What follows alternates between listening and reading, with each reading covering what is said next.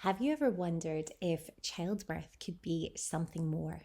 An experience that's deeply personal, empowering, and even transformative. We're often surrounded by stories of fear, uncertainty, and a sense of loss of control. But what if there was another way? What if you could bring your baby into the world feeling grounded, supported, and totally at home in your own home? Let's talk about creating a home birth experience that's calm, empowering, and everything you want it to be. Hey, beautiful mama, welcome back. I am Mrs. Manifestation, and welcome back to the New Mama Bible mini series. Today's episode is very close to my heart because it's all about planning a home birth. I'll walk you through my journey from my initial fears to finding confidence, plus how I prepared for the birth I wanted and why I now believe so strongly in the power of birthing at home. Plus, if you're looking for extra guidance on your motherhood journey, check out my brand new free New Mama Bible mini course. And you're going to find that at mrsmanifestation.com/new mama. And you're going to get all the support you deserve, all the things that I wish I had known before having two babies.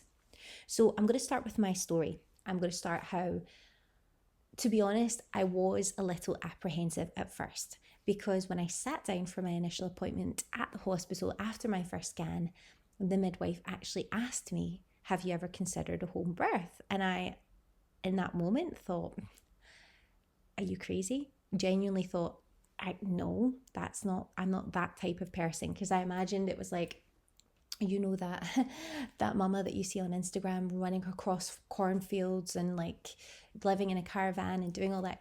Yeah, that's amazing, but it's not really the way that I envisaged like life for me. So, we're all different. But I was like, what? And then I said, tell me more, because I think for me, educating myself on every possibility is just, I live for education. So I was interested. I was like, okay, tell me more. I was terrified, but I was like, tell me more. And the reason I suppose that I was so interested in this is because I knew that I wanted a birth experience that was better than the one before. I wanted to feel peaceful. I wanted to feel connected to what was going on. I wanted to feel empowered, and I wanted to be in full alignment with my own needs and the baby's. My first birth in a hospital was not perfect, okay? I'm sure many of you have had the same experience, and I would go as far as to say it was pretty traumatic. And it was in a birth centre versus being in the sort of like medicalised element of the facility. But I did feel drawn to see if a different experience was possible. So I said, yeah, send me more information. And I thought nothing more of it. But as I dug into the research, as I really started to look at the information that was provided and do my own research, because that's just what I do, I was amazed to learn how home births how safe they can actually be for low risk pregnancies. Because studies show that women who birth at home, they have lower rates of interventions, and that includes fewer C-sections. And what often happens is, it can be quite a stressful experience when you feel like you're losing control, and often we seem to want to hand that power over to our medical bodies and just say, you know what, they know what they're doing, let them do it. But really, I always knew, and I always felt in my heart, you're capable of this. You were born to do this. There's something about this you need to respect more and look into more. So the idea that my body was fully capable and I could be in control of my environment, this was the reassurance that I needed, because it just felt to me like a more gentle and more natural process. I love that. So planning my ideal home birth, it was once I'd actually decided on home birth, and that took a while because I did a lot of reading. I, had consulted a few people. I didn't know anyone who'd ever had a home birth, and they all looked at me as if, are you crazy? But once I decided to explore more about this, I spoke to the home birth team in my local authority, and I said to them, could you tell me more? And what they essentially said, and what every book and what every study had always, every account of home birth had always said, and this is certainly the case in the UK, why don't you opt to go down that route? Because up until the very last second of the baby being born, you can change your mind at any time. So I always kept that in mind, and I thought, okay, well, let's just start off down this avenue, because in my local authority, the home birth team are they're kind of separate from the hospital, the maternity unit. So they're very separate. So they're just joined on to them, but they operate by themselves. So the thing that I loved about it, I found that actually my midwives were coming to visit me in my own home. I didn't have to trail out for those routine checkbox appointments. Yes, for scans, but apart from that, the midwives would come to me. They were extremely respectful of my wishes, of my values, that birth is a very natural thing, so we wanted as little interventions as possible, particularly medically and particularly with relation to drugs and things. So there was just so much of it that it was very natural based, and again, it was just so convenient, so relaxed, and I knew the midwife, I knew the team, so it felt really familiar and safe for me by the time the actual birth experience came for me. So thinking about actually planning my ideal birth, and this might help you, I'm just going to give you some tips on how I did it. So once I decided on home birth, I put so much intention into planning every detail, because that's what I am. I'm just a planner. So I created a birth plan, obviously, first of all, that felt right for me. If you want details on that, you can always ask on Instagram or in the comments below. I'm happy to share details of that with you. But I arranged for things like a birthing pool to create a warm, soothing environment, because I'd heard so many amazing things.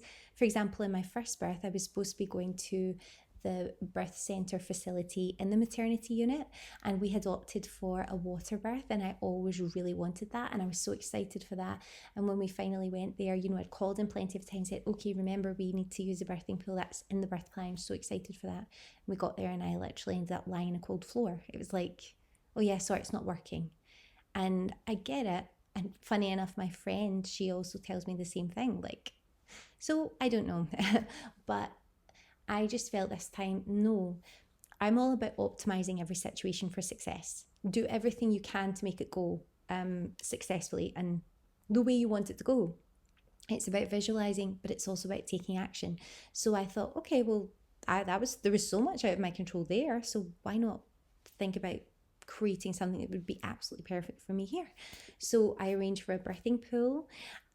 So again, I'd heard so much about the natural pain management of the pool, and I'm going to tell you, it was really great. I wanted the freedom to move around, so I set this up in the ensuite of my bedroom, the master bedroom, and I also ordered along with it a birthing stool, which was really good. It's just like a kind of chair, and it came with a pad that you could lean on. And honestly, a lot of the time I was leaning on that little pad. It was invaluable. It came as a complete set. Again, if you want information on that, just ask in the comments below, and I'm happy to go more depth into that. And I also thought about just things for convenience and happiness, just things that were going to add to the experience, like a playlist of relaxing songs, like instrumental things that were like binaural beats, meditative music. I also had put aside, I had this serious craving for Haribo gummies, and I was like, right, okay, I'm going to sit in there. I think it was Super Mix. I'm like, okay, I'm going to leave those. I'm not going to touch those. Those are what I'm going to use as like an incentive for the birth. I wanted to make it special. My sister had bought me a beautiful pink, which I'm using right now, a beautiful rose pink Stanley cup, which was huge, and I could put tons of water in that. So again, I just had it all ready. I didn't use it until the birth. I just wanted it to be something nice that I could appreciate and just enjoy. And I prepared for about a month before that with hypnobirthing techniques. I highly recommend the KGH method, and I highly recommend taking the online course if you haven't already. It is extremely affordable. I'm sure it was £49 or £99, whatever, something in that price point, but it is totally invaluable, and the meditations were amazing. And I actually sat leading up to it with my husband, and we watched them in the evening as almost like a series, because I was like, right, we're doing this home birth. We really want to be, we can't obviously have the, the drugs and stuff, which didn't really want them anyway. if I wanted to be there in body, mind, and spirit. So I was like, we're not going to go down that route. So let's make sure that we've got everything else on our side. And I totally recommend doing that. Now, my husband is not the type who would sit and watch anything like that. Anything girly, that's just not his thing. But because it was so important that he was obviously going to be my birthing partner, we found that invaluable, that he would sit and he went through all the exercises, so we knew exactly what to expect. It was so empowering. You have to do the KGH hypnobirthing. I think it's Catherine Graves. She's amazing. She has an Instagram account as well. She is so empowering. She shares so many incredible tips all the time on Instagram, so follow her. She is amazing. And I also incorporated as well, leading up to that, manifestation practices that I use in all parts of my life. So visualization, scripting, affirmations, everything. Like, I was focusing on, this is the outcome, this is what's happening. And I did that for my first birth, despite very challenging situations leading up to that, where we were kind of almost being pushed down avenues that we certainly did not want to take. And I had to be super strong in that. So again, it was about using those affirmations, scripting. It was about visualizing the outcome that I wanted and just being in that outcome. Like, this is what's happening. And I just visualized that cool, calm birth experience, and it would just unfold exactly as I'd planned. Obviously, I had everything ready in the background just in case, like things, hospital bag, everything prepared, because I was of the opinion that this is what I want. But, the universe, God, is always looking out for me. So what his plan, I'm going to go with his plan. So I'm just going to make sure I'm prepared for all eventualities. And that was it. So now I'm going to get into the exact home birth experience itself. So when labor began, I was having contractions all day. I just felt that funny way. And eventually it got to the point, and later that day, where I thought, is it or isn't it? You never really know. And it got to the point where I thought, yeah, this is totally it. So I started having contractions. So at that, really quite close together. And at that point I thought, okay, this is 100% building up now. I'm going to do all the things that I want to do to get prepared.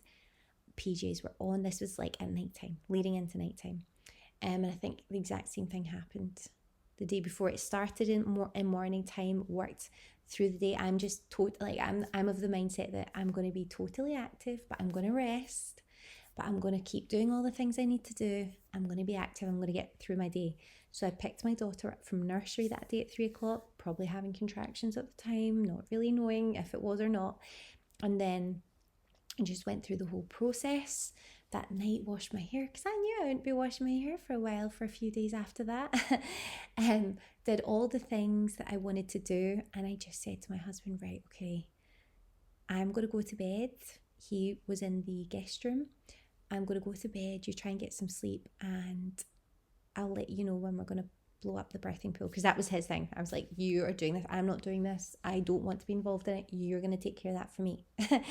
So when that time came, like, I probably slept for maybe about 4 hours. Then the contractions really started building up. I was using an app to track them as well when I couldn't really sleep anymore. And eventually I was like, right, I'm going to get him to blow up the pool. He did that. And I'm not going to go too deeply into the actual birth story itself, because that would probably be a full other episode and it would take too long. But essentially, we blew up the pool. I spent a lot of time not in the pool. I spent a lot of time just in the bedroom, like kind of curled up, getting through the contractions. My home birth midwife came. I'd never met her before. She was so sweet, so lovely, so amazing, just lovely. Just left me to it. She read through the birth plan and she was so supportive, and she was like an angel, so sweet, just so sweet, empowering, lovely. She just let me do my thing.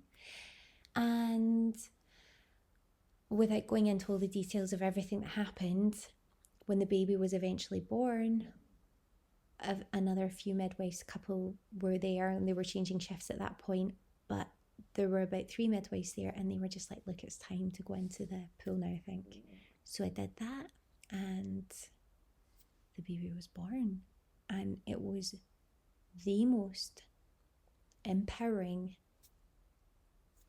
moment, second experience of my life. Because I specified in the birth plan, I do not want intervention. I do not want coaching, like obviously unless it's totally necessary, like the intervention.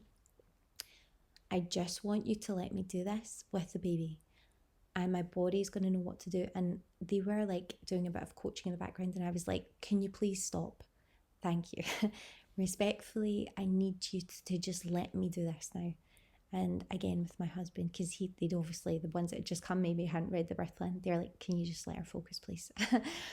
And that was it. I totally gave birth to my amazing son. And you'll never know, like, how I'm going to well up with tears. You'll never know how it feels unless you do this. For your child to be born, I'm actually close to tears. You pick up your child all by yourself. You're the first one to ever touch your child, to look into their eyes. Oh my God, I'm tearing up. To hold your child and to just say, welcome to the world. It was so powerful. God, it was amazing. And then you've just got this incredible rush of adrenaline after that. And because I hadn't had any drugs, because I hadn't, had any,